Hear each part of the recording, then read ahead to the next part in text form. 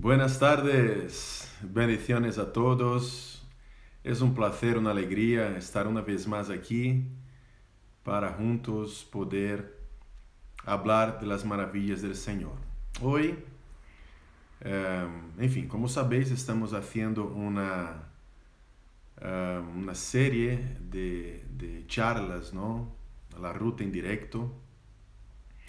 Y de verdad que está siendo de mucha bendición a todos cuantos están participando y estamos seguros de que Dios ha hablado, Dios ha, ha comunicado su verdad, su gracia, su poder a las personas por medio de esto que estamos conversando, haciendo, y estamos seguros de que a su tiempo todo eso va a fructificar, ¿vale? Así que te animamos a hoy una vez más estar ahí pendiente, participando con nosotros de lo que Dios quiere hacer, ¿vale? Estaba aquí enviando unas invitaciones y estamos aquí para hablar hoy nuestra última conversación.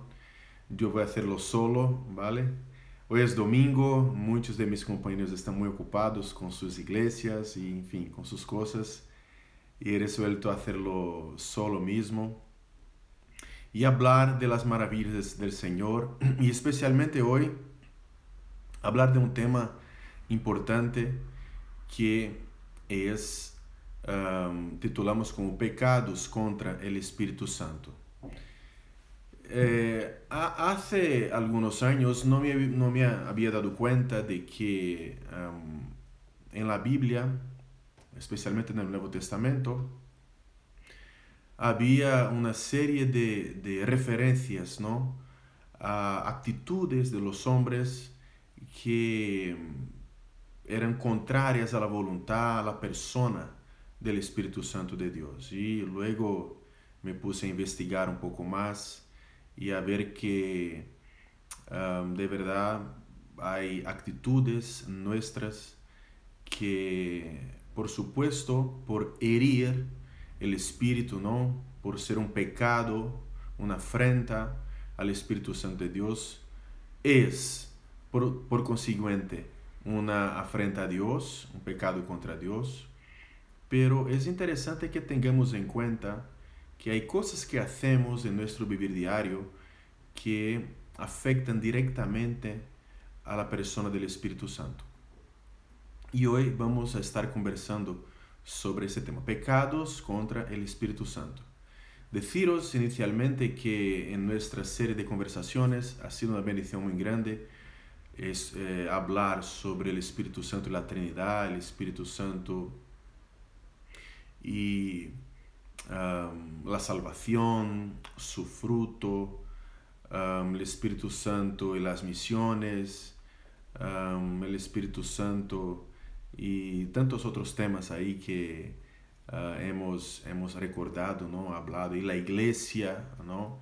Y en todas esas charlas nosotros hemos visto que el Espíritu Santo es real, es el mismo Dios que sigue operando en medio de su pueblo y también en cada creyente.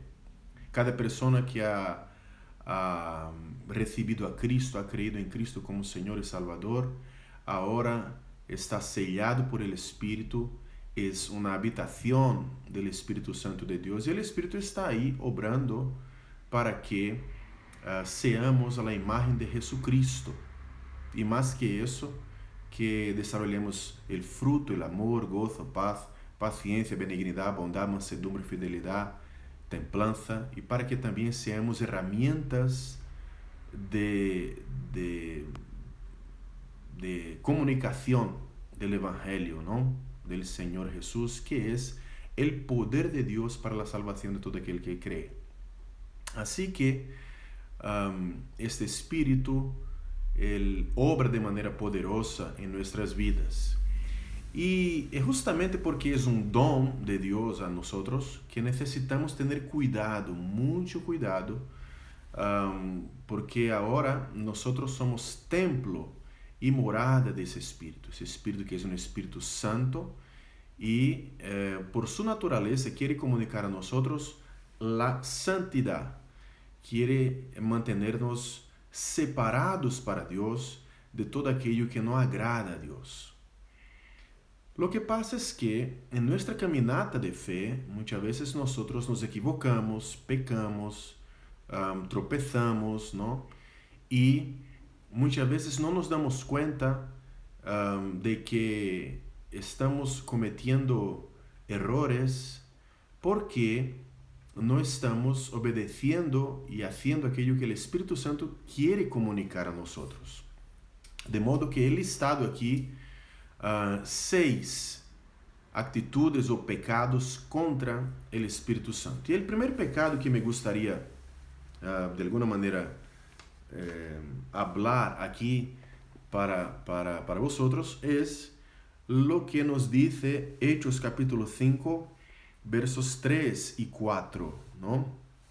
Antes todavía, me gustaría deciros que, así, ¿qué es pecado, no? Pecado a la luz de las Escrituras es aquello que hacemos y que no cuadra con la voluntad de Dios, con el propósito de Dios para nuestras vidas.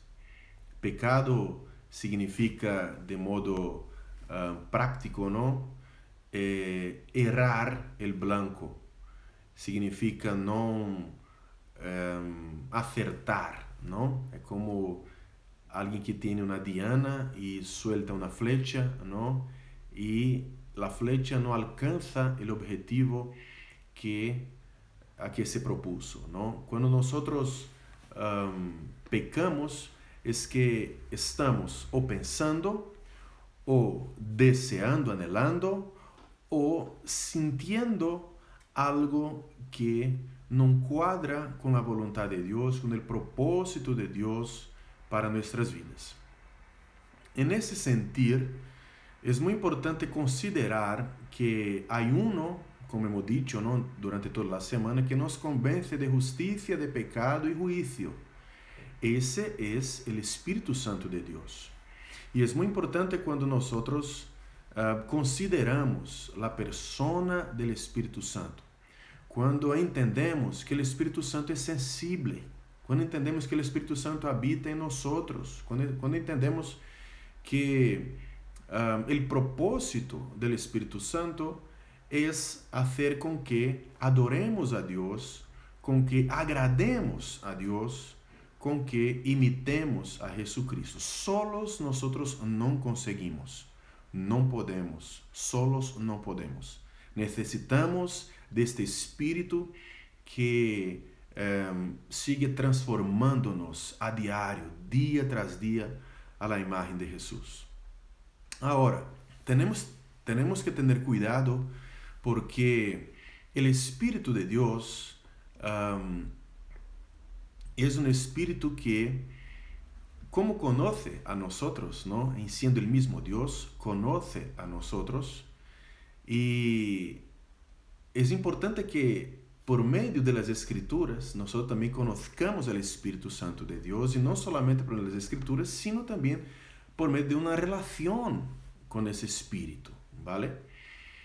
Y la Biblia nos dará algunas pistas para que nosotros entendamos que no podemos estar haciendo cosas o cometiendo pecados contra este Espíritu, porque eso traerá consecuencias muy malas para nuestras vidas. Y el primer pecado que la Biblia nos enseña está en Hechos capítulo 5, versos 3 y 4, que dice así: Y dijo Pedro, Ananías, ¿por qué llenó Satanás tu corazón para que mintieses al Espíritu Santo y sustrajeses del precio de la heredad, reteniéndola? No se te quedaba a ti y vendida no estaba en tu poder. ¿Por qué pusiste esto en tu corazón? No has mentido a los hombres, sino a Dios. ¿Qué está pasando aquí? O que está passando aqui é que o Espírito Santo está obrando em meio dos creyentes, de las personas que haviam creído, ¿no? Estamos aquí en el libro de los Hechos, la comunidad primitiva, ¿no? La iglesia primitiva, en el libro de los Hechos, y lo que está sucediendo aquí es que el Espíritu estaba obrando verdaderamente los corazones y tanto es verdad que en el capítulo 4, verso 32, el texto nos dice, y la multitud de los que habían creído era de un corazón y un alma, y ninguno decía ser suyo propio nada de lo que poseía, sino que tenían todas las cosas en común. Y con gran poder los apóstoles daban testimonio de la resurrección del Señor Jesús, y abundante gracia era sobre todos ellos. Así que no había entre ellos ningún necesitado, porque todos los que poseían heredades o casas las vendían, y traían el precio de lo vendido, y lo ponían a los pies de los apóstoles, y se repartía a cada uno según su necesidad. Entonces José, a quien los apóstoles pusieron por sobrenombre Bernabé, que traducido es hijo de consolación, levita natural de Chipre, como tenía una heredad, la vendió y trajo el precio y lo puso a los pies de los apóstoles. Qué cosa bonita, ¿no? El Espíritu está verdaderamente obrando en medio de su pueblo, del pueblo de Dios, transformándoles. Tanto es verdad que no había entre ellos necesitados, nadie pasaba necesidad, ¿no?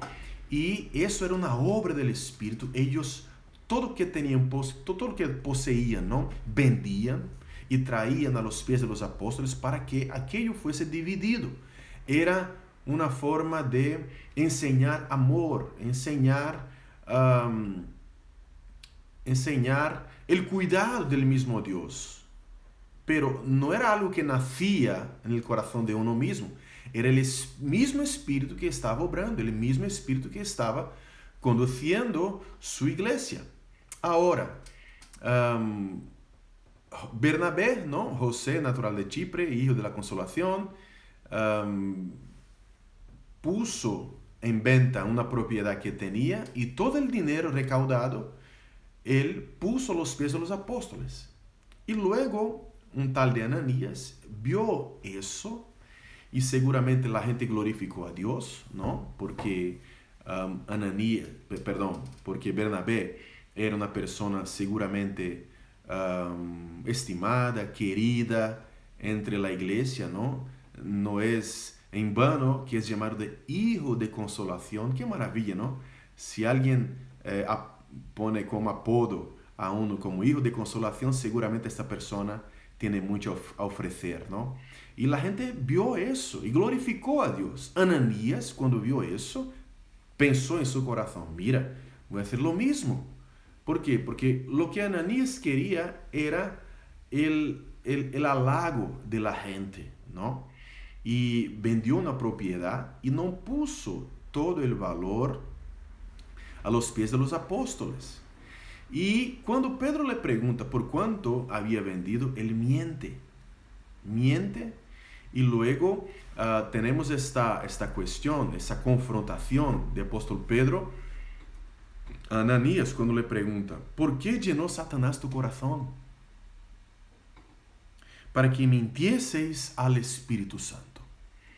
Entonces, lo que estamos viendo aquí, mis hermanos, mis hermanas, senderistas, es que mentir al Espíritu Santo es, de alguna manera,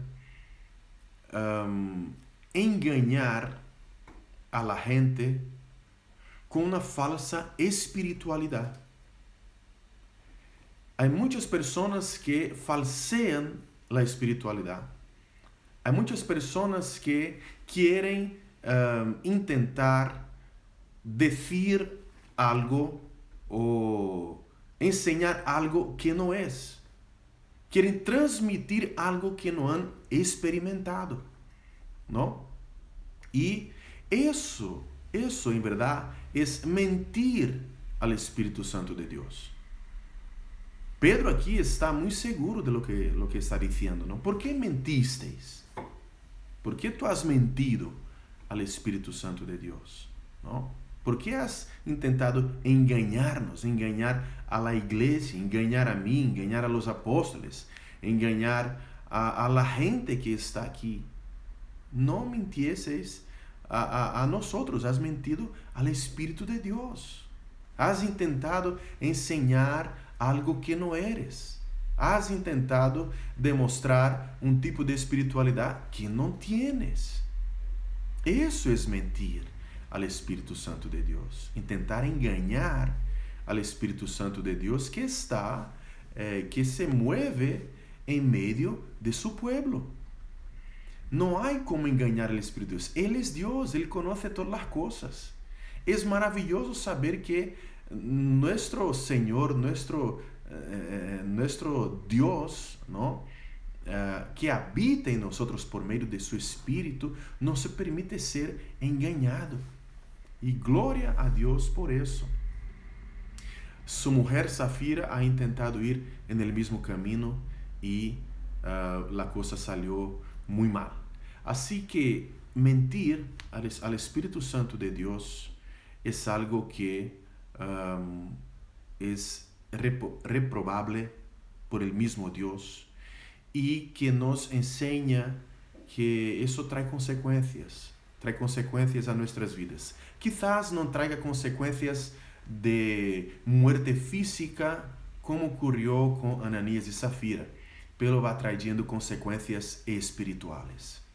¿Sabes cuando uno intenta enseñar lo que no es, ¿no? Llega un momento que eso se presenta de manera muy clara, muy evidente, ¿no? Que uno está mintiendo. Y de alguna manera intentar presentarse como alguien que de verdad no eres, o que yo intente presentarme como alguien quien no soy, eso traerá para mí muerte. Por eso no puedo mentir al Espíritu Santo de Dios. No puedo engañar al Espíritu Santo de Dios. No puedo decir a la gente que soy lo que no soy, ¿vale? De que siento lo que no siento. Y eso, cuando vivimos este tipo de vida, eso trae muerte. Y repito, puede no traer muerte física, pero seguramente traerá muerte espiritual. El segundo tipo de pecado que nosotros cometemos o podemos cometer contra el Espíritu Santo de Dios es de tentar al Espíritu de Dios. En el mismo capítulo, verso 9, está escrito: y Pedro le dijo, ¿por qué convinisteis en tentar al Espíritu del Señor? Es una pregunta, ¿no? Y nosotros nos preguntamos, ¿qué es tentar, no? Tentar nada más es que provocar, ¿no? Cuando estamos tentando a alguien o estamos provocando a alguien, ¿no?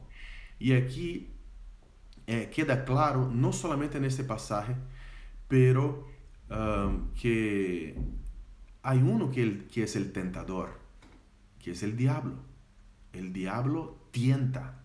El diablo tentó a Cristo en el desierto. El diablo tentó hacer con que Cristo fuese manipulado por él. El diablo intentó hacer que Cristo hiciese su voluntad y no la voluntad del Señor. Acuérdate que el diablo, cuando tienta a Cristo, ¿no? Le dijo, si eres el Hijo de Dios, hace con que estas piedras se conviertan en pan. Si eres el Hijo de Dios, salta de aquí, porque está escrito, a sus ángeles dará órdenes a tu respecto. Si eres el Hijo de Dios, arrodíllate, ¿no? Mejor dicho, no es así, ¿no? Si me adorares, ¿no? Yo te daré todos los reinos de la tierra, ¿no? Y Jesús, de alguna manera, resiste a esa tentación de Satanás. Resiste esa tentación que era una provocación contra Dios. ¿Será que nosotros a veces no, con nuestras actitudes, no estamos provocando a Dios, queriendo que Dios a hierro y fuego, ¿no? Haga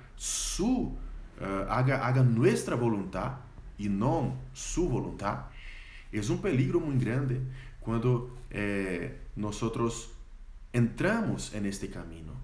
Porque si hay una cosa que Dios quiere que hagamos es su voluntad, porque su voluntad es buena, perfecta y agradable.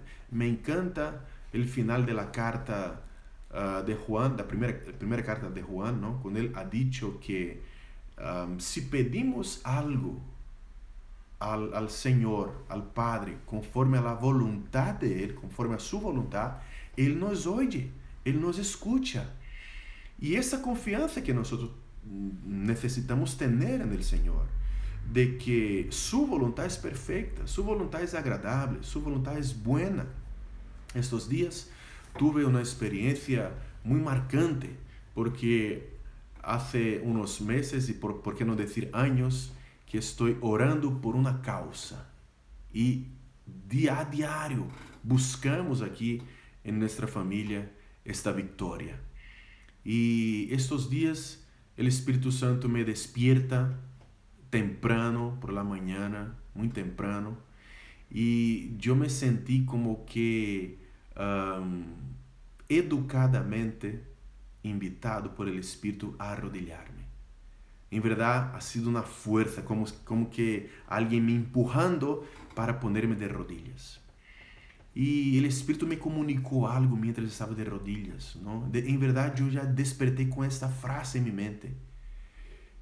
¿Qué quieres tú de mí? ¿Qué quieres tú de mí, Señor? ¿Qué quieres tú de mí? Y el Espíritu como si estuviese comunicándome, ¿no? Hace más de años que me pides lo mismo. Pero ¿y tú? ¿Ya me has pedido? ¿Ya me has preguntado qué yo quiero de ti? Y yo empecé a orar en ese sentido. ¿Qué tú quieres de mí, Señor? Perdóname. ¿Qué quieres de mí, Señor? ¿Qué quieres de mí, Señor? ¿Qué quieres de mí? A veces nosotros en nuestra insistencia estamos como que por pedir y pedir y pedir, y es claro que necesitamos pedir, es claro que necesitamos estar insistiendo con Dios, pero es importante que tengamos cuidado para que nuestras oraciones no se transformen en provocaciones, en intenciones de tentar hacer con que Dios haga, tentar a Dios, ¿no? En que Él haga nuestra voluntad y no su voluntad en nosotros. Así que yo te animo a no provocar a Dios, no provocar. Sabe, es muy maravilloso cuando tenemos asumimos esa posición, ¿no? Donde reconocemos nuestro lugar. Somos siervos, somos pequeños, somos hijos, le debemos al Señor obediencia y necesitamos creer en su carácter bueno. A veces cuando uno pregunta, ¿no? ¿Qué quieres de mí? Pregunta con miedo, ¿no? Mi Dios, ¿qué Dios me dirá? No, no tengas miedo. El Señor es bueno, el Señor es maravilloso y el Señor sabe de lo que necesitas. Estos días escuché una frase muy interesante. Tú eres mi pastor y nada que no tenga, nada que no tenga, necesito anhelar. Es muy fuerte. La frase es muy fuerte, pero por detrás de esa frase hay una verdad muy poderosa. Si el Señor es nuestro pastor y nada nos faltará o nada nos falta, es decir, aquello que nosotros no tenemos hoy, no necesitamos anhelar hoy. Por supuesto que podemos pedir cosas, anhelar cosas, pero que nuestro corazón no esté ansioso por aquello que no tenemos hoy. Porque lo más importante es tener a nuestro Señor como nuestro pastor y Él nos garantiza que si Él es nuestro pastor, nada nos falta. Amén. No tientes al Espíritu, no tientes a Dios, no provoques al Espíritu. Provocar al Espíritu es pedir, anhelar, sentir pensar en cosas como que intentando, ¿no? Forzar el Espíritu a hacer lo que Él en su palabra y en tu mismo Espíritu ya ha comunicado que no es su anhelo, no es su deseo, no es su voluntad. Amén. La tercera cosa, el tercer pecado que muchas veces nosotros cometemos o podemos cometer contra el Espíritu Santo es el hecho de resistir al Espíritu Santo de Dios. Resistir al Espíritu. Hechos capítulo 7, verso 51 dice: duros de cerviz e incircuncisos de corazón y de oídos, vosotros resistís siempre al Espíritu Santo.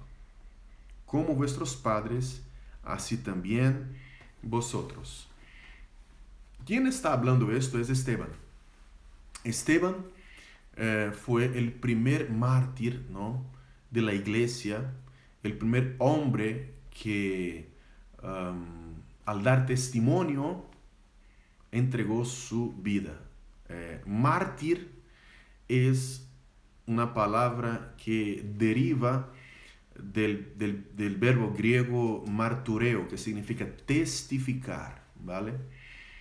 Y Esteban, por testificar de Cristo, cuando leemos el capítulo 7, ¿no?, entero, vamos a ver que él habla de una manera muy poderosa, inspirado por el Espíritu Santo de Dios, sobre Jesús, sobre de que Jesús es el cumplimiento de las promesas hechas a los padres, ¿no? Y él está hablando de Jesús, como que haciendo un recorrido, ¿no?, por toda la Escritura, diciendo que Jesús es el Mesías esperado y por eso él muere, por eso es apedreado y muere y se convierte, por lo tanto, en el primer mártir de la iglesia. Mientras él está hablando, dando testimonio, el Espíritu que habla por medio de él dice algo: vosotros resistís siempre al Espíritu Santo de Dios. ¿Qué significa resistir al Espíritu Santo de Dios? Significa sencillamente no aceptar, no recibir lo que el Espíritu Santo está diciendo, comunicando o ha preparado para uno. Cuando resistimos al Espíritu, nosotros estamos resistiendo al mismo Dios y estamos como que midiendo fuerzas contra el Espíritu de Dios. Es interesante que cuando la Biblia nos habla que Dios da fuerza a los humildes o exalta a los humildes, pero resiste a los soberbios. Eso está en la Escritura. Y esa expresión, resistir, es como si uno estuviese así, ¿sabe?, de un lado y otro, como si tú estuvieses de un lado y Dios de otro. Entonces, resistiendo, ¿no?, empujando, el Espíritu te llevando a un sitio y tú resistiendo, haciendo fuerza contrariamente a lo que el Espíritu quiere comunicar. A veces lo que el Espíritu está diciendo a nosotros es perdona y resistimos. A veces lo que el Espíritu está diciendo a nosotros es quédate donde estás y resistimos. A veces lo que el Espíritu está diciendo a nosotros es ama y estamos resistiendo. A ver, lo que el Espíritu está diciendo a nosotros es comunicando lo que Dios ha venido a hacer por nosotros y estamos resistiendo. En este caso específicamente, los judíos que estaban escuchando el mensaje de Esteban estaban resistiendo al mensaje más importante. Jesús es el Mesías, es el Cordero de Dios que quita el pecado del mundo. Jesús es aquel que vino para salvar a la humanidad. Jesús es aquel que es el cumplimiento de las promesas hechas a los padres. Resistiendo. Y no podemos resistir al Espíritu, mis hermanos, mis hermanas, senderistas. No podemos, no debemos resistir al Espíritu. Porque resistir al Espíritu hace con que nuestro corazón se convierta en un corazón duro. El contrapunto de resistir al Espíritu es dureza de corazón. Un corazón duro, un corazón que no está sensible a la voz del Espíritu. ¿Cuántas veces el Espíritu no ha hablado contigo, quizás? En tu conciencia, porque es ahí que el Espíritu habla. En tu conciencia, hablando contigo directamente. A veces tú escuchas una canción y el Espíritu habla contigo. A veces lees una porción de la palabra de Dios, el Espíritu habla contigo.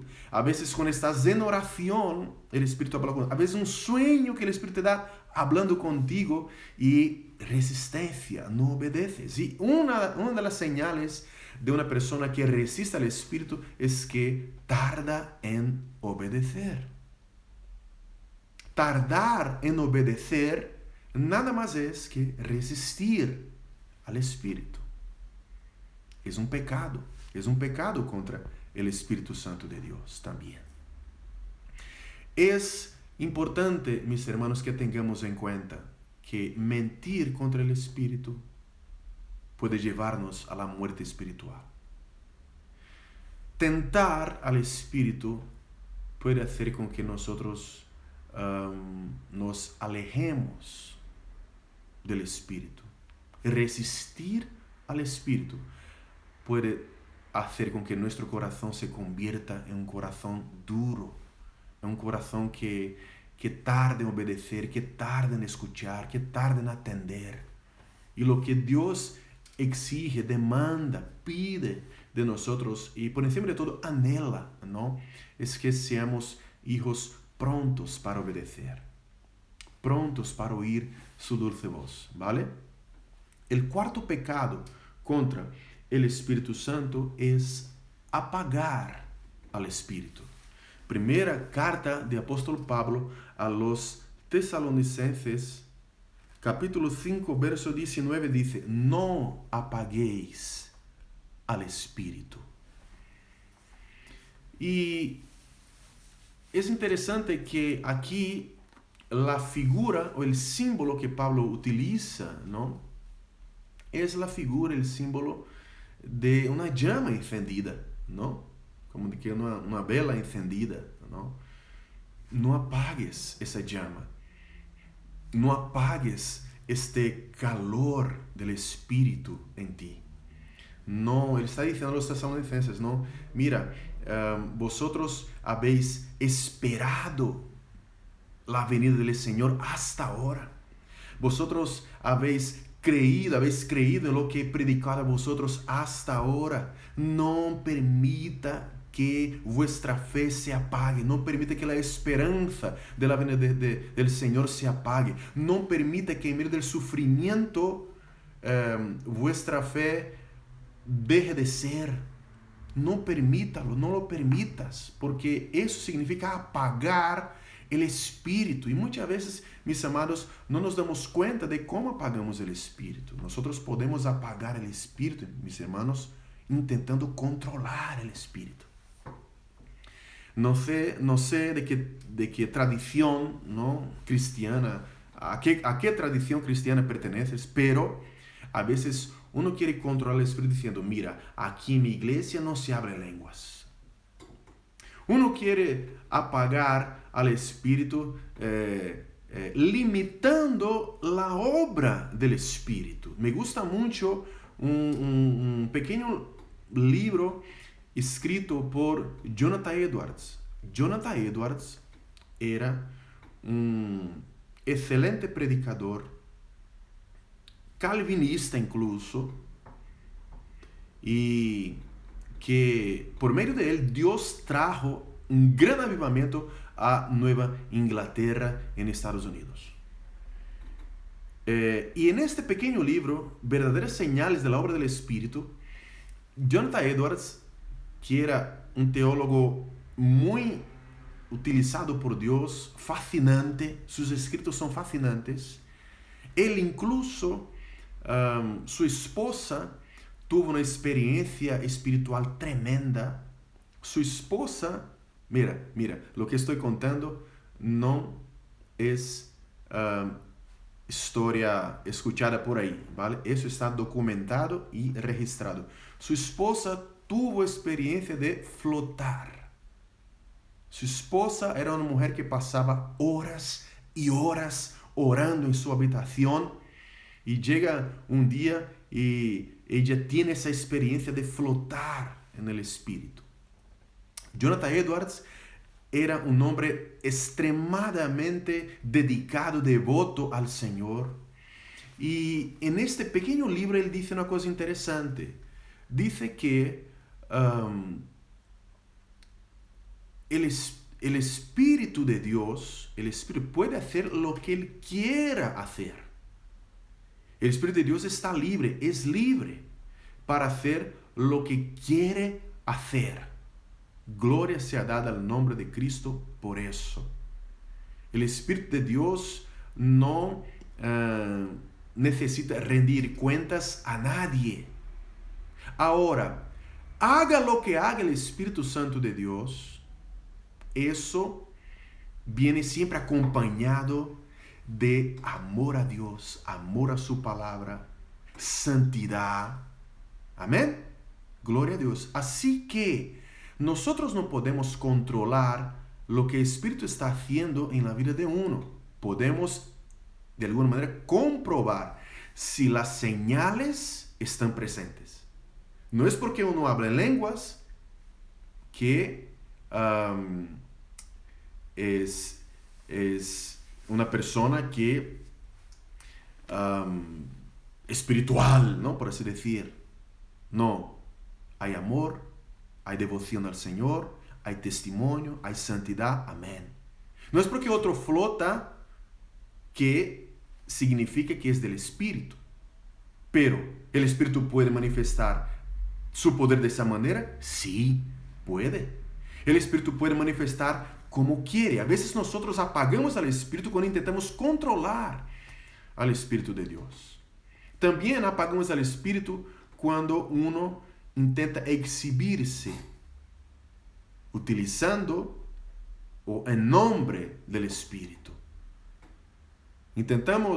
Cometemos el pecado de apagar al Espíritu cuando nosotros negligenciamos la palabra de Dios. Apagamos al Espíritu cuando nosotros negligenciamos a la oración. Apagamos al Espíritu cuando no somos agradecidos a Dios y a las personas de nuestro alrededor. Apagamos al Espíritu cuando nosotros damos lugar a la pereza para leer, para estudiar la palabra de Dios, para ser bondadoso con el otro. Y apagamos al Espíritu de Dios también cuando damos espacio en nuestras vidas a la carnalidad, a la licenciosidad. Esos son básicamente 7 maneras de apagar al Espíritu de Dios en nuestras vidas. Es un pecado contra el Espíritu Santo de Dios, apagar al Espíritu. Pero cuando nosotros nos movemos en oración, cuando nosotros leemos la Biblia, cuando estudiamos la palabra de Dios, cuando somos agradecidos, cuando nosotros estamos listos para servir, cuando de alguna manera damos espacio, libertad al Espíritu de Dios para actuar como quiere, cuando no queremos utilizar el Espíritu para, sabe, la vanidad personal, la vanagloria, en todo eso es como si estuviésemos dando más espacio al Espíritu de Dios y esa llama encendida en nosotros se aviva día tras día. Gloria a Dios. El quinto pecado, mis hermanos, que nosotros cometemos contra el Espíritu Santo de Dios es de entristecer al Espíritu Santo. Cuando abrimos nuestras Biblias en Efesios capítulo 4, verso 30, dice así: y no contristéis. En otras versiones puede ser: y no entristezcáis al Espíritu Santo de Dios, con el cual fuisteis sellados para el día de la redención. Maravilloso, ¿no? ¿Cómo nosotros podemos entristecer al Espíritu Santo de Dios? Podemos entristecer al Espíritu Santo de Dios y eso Eso, el verso 31 y 32 nos ayuda a comprender. ¿Cómo entristecemos? Quítense de vosotros toda amargura, enojo, ira, gritería y maledicencia y toda malicia. Gloria a Dios. La manera como entristecemos al Espíritu Santo de Dios es cuando permitimos que en nuestro corazón repose, en nuestra mente esté llena de amargura, de enojo, de ira, gritería, maledicencia y todo tipo de malicia. Todo tipo de malicia. Es muy importante que tengamos en cuenta justamente eso. A veces uno piensa que entristecer al Espíritu Santo de Dios es como si el Espíritu fuese sentimental, ¿no? Que algo meramente emocional. No, lo que está escrito en la palabra de Dios es algo muy sencillo. Es que entristecemos al Espíritu Santo de Dios cuando permitimos que en nuestro corazón, en nuestra mente, repose la amargura, la ira, maledicencia y todo aquello que enojo y toda suerte de malicia. Eso entristece al Espíritu Santo de Dios porque lo que el Espíritu Santo quiere hacer en nosotros es justamente el contrario. Al revés. El Espíritu Santo quiere que seamos puros. El Espíritu Santo quiere que seamos amorosos. El Espíritu Santo quiere que seamos bondadosos. El Espíritu Santo quiere que de nuestra boca salga bendición y no maldición. Y es por esa razón que el Espíritu Santo se entristece. Por eso en el verso 32 del capítulo 4 de la carta a los Efesios, Pablo explica y amonesta diciendo: antes, sed benignos unos con otros, misericordiosos, perdonándoos unos a otros como Dios también os perdonó a vosotros en Cristo. Gloria sea dada al nombre de Cristo por siempre. No entristezca al Espíritu Santo de Dios. Mentir al Espíritu, tentar al Espíritu, apagar al Espíritu, resistir al Espíritu y ahora entristecer al Espíritu Santo de Dios. Es muy importante que tengamos en cuenta todo eso. No podemos caminar. Entendamos que el Espíritu habita en nosotros. Entendamos que el Espíritu Santo está en nosotros. Entendamos que el Espíritu Santo está queriendo transformarnos a la imagen de Jesús. Y este es un regalo de Dios para nosotros. ¿Sabes por qué tú sientes comunión con Dios? A causa del Espíritu Santo. ¿Sabes por qué tú sientes el gozo del Espíritu Santo en tu vida? El gozo del Señor a causa del Espíritu Santo. ¿Sabes por qué tú muchas veces recibes dirección mientras lees la palabra de Dios o estás orando? A causa del Espíritu Santo. El Espíritu Santo está en ti, habita en ti, tú eres morada, tú eres casa del Espíritu Santo.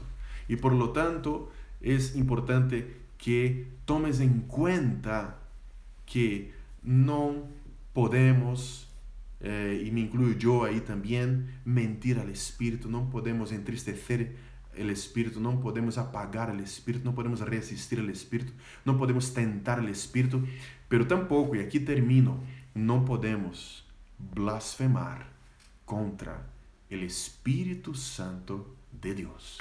Abre tu Biblia conmigo, por favor, en Mateo capítulo 12.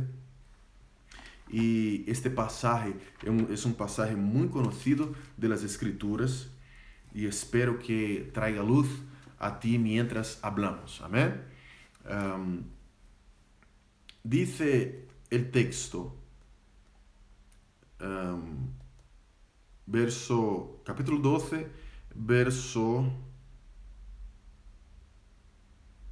31. Amén. Dice así: por tanto os digo, todo pecado y blasfemia será perdonado a los hombres, mas la blasfemia contra el Espíritu Santo no les será perdonada. A cualquiera que dijere alguna palabra contra el Hijo del Hombre, le será perdonado, pero al que hable contra el Espíritu Santo, no le será perdonado, ni en este siglo, ni en el venidero. Es muy importante para entender este pasaje que nosotros nos fijemos en el contexto. Y el contexto es un contexto muy interesante porque empieza en el verso 22 cuando traen, ¿no?, a Jesús un hombre que es un endemoniado ciego y mudo. Ciego y mudo.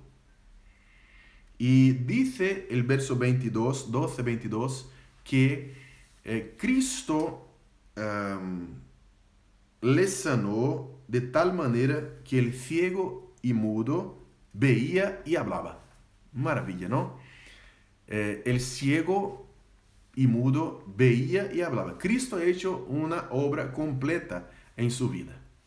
Una obra completa. Y aquí el hombre era ciego y mudo. Y es interesante que el texto dice, fue traído a él. O sea, diferentemente de otras ocasiones cuando Jesús se encontró con el hombre o con las personas, iba pasando, por ejemplo, escuchaba, Jesús, hijo de David, ten misericordia de mí. O otro cuando pasó y vio el hombre ciego de nacimiento, ¿no? O, en fin, aquí hay algo interesante porque dice el texto, fue traído a Jesús. ¿Y por qué eso es importante? Porque en el consciente colectivo judío, ¿vale? Había un entendimiento, y el entendimiento era de que 3 milagros solamente podrían ser ejecutados o hechos por el Mesías. La sanidad de un leproso, y Jesús lo completa totalmente, ¿no? Porque no sana solamente a uno, sino en una ocasión 10 a la vez. La sanidad de un hombre ciego de nacimiento, y eso nosotros vemos en Juan capítulo 9, cuando Jesús sana al hombre que era ciego de nacimiento, y también a un endemoniado mudo. ¿Por qué? Porque los rabinos también echaban fuera demonios, expulsaban demonios, ¿no? Tenían su manera, su método de expulsar demonios. Ellos lo hacían también. Pero el endemoniado mudo, ellos no conseguían liberar, ¿no?, o sanar a una persona que tuviese una mudez y que esa mudez fuese ocasionada, ¿no?, o causada por un demonio. ¿Por qué? Porque el método rabínico era de que ellos preguntaban el nombre del demonio, el demonio decía su nombre y luego ellos utilizaban la autoridad del nombre de Jehová, ¿no? El nombre de Jehová, en el nombre de Jehová se liberaba la persona muda, ¿no? Y cuya mudez había sido causada por un demonio. Lo que pasa es que, ¿cómo mudo va a hablar? ¿No? Entonces los rabinos no tenían cómo sanar no sabían cómo sanar a este endemoniado mudo porque el mudo no hablaba. Luego su método no funcionaba. Y luego trajeron a él la esperanza de que, bueno, si Jesús de hecho es el Mesías, de verdad va a sanar, va a tener el poder para sanar a este mudo. Y aquí queda claro una vez más, ¿no? Y eso es notorio porque el texto es enfático, ¿no? Verdadero cuando dice que Jesús sanó y el hombre vio y habló. Aleluya. Luego, el verso 23 dice, y toda la gente estaba atónita y decía, ¿será este aquel hijo de David? O sea, la gente ya tenía una esperanza de que, la gente ya sabía que habían traído el endemoniado mudo para ver si Jesús era el Mesías. Y ahora la gente no solamente está pensando si él es, pero ahora hablando. ¿Será que este es el hijo de David, o sea, hijo de David, el título mesiánico para el Mesías, ¿no? Un título mesiánico. ¿Será que Jesús es el hijo de David? ¿Será que él es el Mesías prometido de verdad? Pero en el verso 24 nos dice algo interesante. Mas los fariseos, al oírlo, fíjate, decían, los fariseos, al oírlo, decían, este no echa afuera los demonios, sino por Belcebú, príncipe de los demonios. ¡Wow! ¡Qué duro! ¡Qué duro! Y verso 25. Sabiendo Jesús los pensamientos de ellos, les dijo, todo reino dividido contra sí mismo es asolado, y toda ciudad o casa dividida contra sí misma no permanecerá. O sea, Jesús está utilizando los mismos argumentos de los fariseos cuando querían defender algo. Cuando Jesús utiliza esta expresión, está utilizando los mismos argumentos de los fariseos. Y sigue diciendo, y si Satanás echa fuera a Satanás, contra sí mismo está dividido, ¿cómo pues permanecerá su reino? Porque los fariseos habían dicho, este Jesús echa fuera los demonios por el poder del príncipe de los demonios, por el poder de Belcebú. Entonces Jesús dice, mira, hay algo raro aquí, ¿vale? Que vosotros no creáis que yo soy el Mesías, bueno, se soporta, por así decir. Eso lo digo yo, ¿vale? Se soporta. Ahora, decir que lo hago por el poder de Belcebú, eso es muy serio.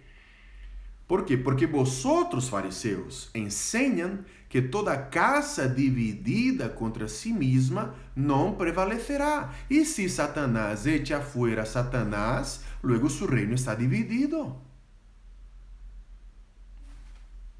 Jesús pone a los fariseos y la gente que está escuchando a pensar, es verdad. Y sigue diciendo, y si yo echo fuera demonios por Belcebú, ¿por quién los echan vuestros hijos? Por tanto, ellos serán vuestros jueces. Jesús está diciendo, mira, no soy solamente yo que echo fuera demonios. Vuestros hijos, vuestros hermanos, ¿no? También echan fuera demonios. ¿Y por medio de quién lo hacen? ¿Por medio del poder de Belcebú? ¿O por el poder de la autoridad de Dios? Jesús está poniendo a los fariseos a pensar, a reflexionar sobre su afirmación. La afirmación de que ellos habían dicho, ¿no? Jesús está endemoniado y lo echa fuera los demonios por el poder de Belcebú. Verso 28. Y Jesús ha dicho, pero si yo por el Espíritu de Dios echo fuera los demonios, ciertamente ha llegado a vosotros el reino de Dios. Aleluya. Ahora, tenéis una elección, Jesús está diciendo. Podéis concluir que he hecho fuera demonios por el poder de Belcebú, o podéis concluir, admitir que yo he hecho fuera demonios por el poder de Dios, por el dedo de Dios, con la autoridad de Dios. ¿Por qué? Verso 29. Porque ¿cómo puede alguno entrar en la casa del hombre fuerte y saquear sus bienes si primero no le ata? Y entonces podrá saquear su casa. El que no es conmigo, contra mí es. Y el que conmigo no recoge, desparrama. Maravilla. Jesús está diciendo, bueno, yo estoy en contra de Satanás porque cuando una persona entra en la casa del valiente, ¿no? Primeramente le ata. Primeramente echa fuera sus fuerzas. Y es eso que Jesús estaba haciendo, ¿no? Disminuyendo el poder de Satanás en la vida de aquel hombre, del mudo, o de aquel que en otro momento era mudo, ¿no? Y por eso dice, el que no es conmigo, contra mí es, gloria a Dios, y el que conmigo no recoge, desparrama. Por tanto os digo, todo pecado y blasfemia será perdonado a los hombres, mas la blasfemia contra el Espíritu Santo no les será perdonada. Gloria a Dios. Y aquí 32, ¿no? A cualquiera que dijere alguna palabra contra el Hijo del Hombre, le será perdonado, pero al que hable contra el Espíritu Santo no le será perdonado ni en ese siglo ni en el venidero. La pregunta es, ¿qué es la blasfemia contra el Espíritu Santo?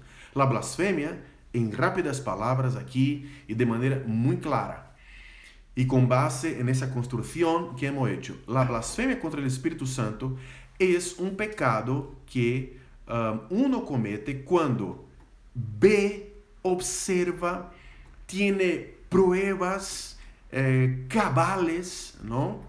De que Dios está obrando y atribuye a esta obra de Dios como si fuera Satanás.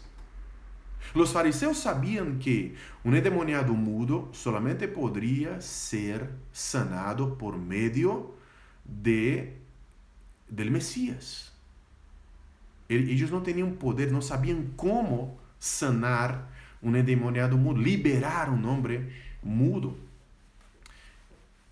Ahora, cuando Jesús lo hace, ellos, en vez de reconocer que Jesús es el Hijo de Dios, tiene autoridad, es el Mesías, ¿qué hacen ellos? Dicen que es Satanás, el mismo Satanás que está haciendo, y por eso Jesús discorre de alguna manera, ¿no? Sigue hablando, utilizando estos argumentos. ¿Alguien puede blasfemar contra el Espíritu Santo? Sí, puede. Ahora, esa blasfemia es un pecado consciente. Alguien ve el Espíritu de Dios obrar, alguien ve el Espíritu de Dios actuar y atribuye eso a Satanás. Esto es un peligro muy grande. Alguien puede preguntar, pero ¿y la persona incrédula que no cree a Dios, que no es un creyente, que no busca a Dios, y cuando dice algo, ¿no?, contra el Espíritu de Dios? Eso es ignorancia. Eso no ha sido intencional. Intencional ha sido, obviamente, pero no ha sido con un nivel de concienciación de uno que conoce la palabra de Dios como los fariseos conocían y eran celosos de la ley. Nosotros, mis hermanos, debemos tener mucho cuidado para no atribuir a Satanás aquello que Dios está haciendo. A veces no puede que uno no consiga discernir si una obra es de hecho del Espíritu Santo de Dios, y mi consejo es: calla, observa y observa lo que está pasando en la vida de la persona, los frutos que da la persona por medio de quien Dios está obrando, ¿vale? Y antes de decir algo, antes de traer una palabra de juicio, a veces somos muy rápidos, tenemos mucha prisa para juzgar, pero la palabra de Dios nos enseña algo muy maravilloso: que el hombre sea pronto para escuchar y tardo para hablar. Amén. Así que tengamos cuidado, porque cuando Cristo habla de que este pecado no será perdonado ni en el porvenir ni en este siglo, ¿no?, es porque el Espíritu Santo es la persona de la Trinidad responsable por convencernos de justicia, pecado y juicio. Y si el Espíritu Santo no obra en nosotros, no obra en uno, no hay perdón. Si el Espíritu Santo no convence, no hay perdón. Amén. Así que el Señor te bendiga y que el Señor te guarde. Que el Señor nos guarde de cometer estos pecados contra el Espíritu Santo. Que el Señor nos guarde de mentir contra el Espíritu Santo. Que el Señor nos guarde de tentar al Espíritu Santo. Que el Señor nos guarde de entristecer al Espíritu Santo. Que el Señor nos guarde de apagar al Espíritu. Que el Señor nos guarde de resistir al Espíritu. Que el Señor nos guarde de blasfemar contra el Espíritu Santo de Dios. Me gustaría orar por ti, orar por tu vida, para que día tras día seamos más sensibles sensibles al Espíritu de Dios. Aleluya. Ese Espíritu de Dios que nos guía, ese Espíritu de Dios que nos alimenta, ese Espíritu de Dios que está presente en nuestras vidas. Amén. Padre Santo y Eterno, te damos la gracia, Señor, por tu palabra, te damos la gracia por tu Espíritu. Sí, Señor, que habita en nosotros. Y en esta tarde queremos reconocer que hemos recibido un don precioso, un presente, un regalo de los cielos. Gracias porque somos la habitación de este Espíritu que es santo. Ayúdanos a permanecer en sinceridad. Ayúdanos, Señor, a permanecer, aleluya, siendo guiados, Señor, por tu Santo Espíritu. Líbranos de mentir al Espíritu. Líbranos, Señor, de tentar al Espíritu. Líbranos, Señor, de resistir, de apagar, de entristecer y blasfemar contra este Espíritu, Señor. Oh, Señor, queremos, aleluya, aleluya, que la obra de tu Espíritu en nosotros sea tan poderosa, tan fuerte, que nuestro carácter de verdad refleja a Cristo Jesús. Oh, Espíritu Santo de Dios, podemos hablar contigo también y te pedimos perdón cuántas veces quizás hemos pecado contra ti. Tú que eres longánimo y que día tras día quieres llevarnos a los pies de Cristo, a la adoración al Padre. Muchas veces hemos resistido, Señor. En el nombre de Jesús, oh Padre, te pedimos que tu Espíritu obre con poder en nuestras vidas. Que tu Espíritu obre con, aleluya, con autoridad, de modo que seamos transformados, de modo que seamos, aleluya, movidos por ese Espíritu para hacer todo lo que quieres que hagamos. Señor, que haya en nosotros una humildad, que haya en nosotros, Señor, esa entrega a tu Espíritu, discernimiento, sensibilidad, para escuchar el Espíritu hablando con nosotros. Oh Dios, en el nombre de Jesús, te pido por cada hermano que está asistiendo este directo, te pido por aquellos que lo verán, y Dios, que tú produzcas y promuevas algo bonito en sus corazones a través de esa enseñanza. Dios Santo y Eterno, ministra de manera poderosa nuestros corazones, Señor. Oh Dios, y traiga un avivamiento sobre nuestras vidas. En el nombre de Jesús oramos, Señor, y te pedimos, Señor, por cada hermano y cada hermana, por cada creyente, Señor.